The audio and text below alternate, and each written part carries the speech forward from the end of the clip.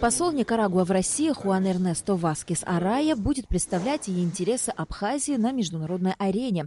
Перед официальной церемонией передачи верительной грамоты в администрации президента Хуана Эрнесто Васкеса Арая принял министр иностранных дел Абхазии Вячеслав Чирикба. На встрече посол передал министру копию верительных грамот. Чирикба, в свою очередь, поблагодарил посла и вручил ему памятные подарки. Победа абхазская, где освещается борьба абхазского народа за независимость. В тяжелой войне, в тяжелой борьбе мы завоевали независимость. Это вот хроника прошедшего борьбы войны. Затем в здании администрации президента состоялась встреча Рауля Хаджимба и посла Хуана Эрнесто Васкеса Арая и официальная церемония вручения верительной грамоты.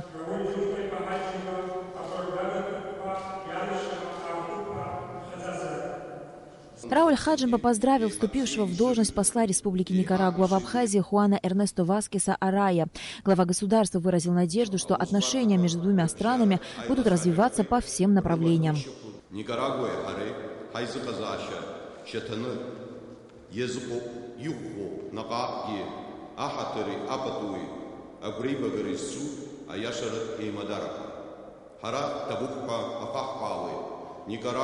а президент Иналукаша, а политика Уссую, Даниэл Ортега, Абсна и Хепшим Энкарак Ахасабала, Асхацаразы и Николас Ацбара. По завершении встречи с президентом министр иностранных дел Абхазии Вячеслав Чирикба и посол Никарагуа Хуан Эрнесто Васкес Арая ответили на вопросы журналистов. Широкий круг проблем обсудили, которые суть нашей страны, политические консультации, экономические возможные перспективы взаимоотношений и общей ситуации в регионе Латинской Америки и в мире.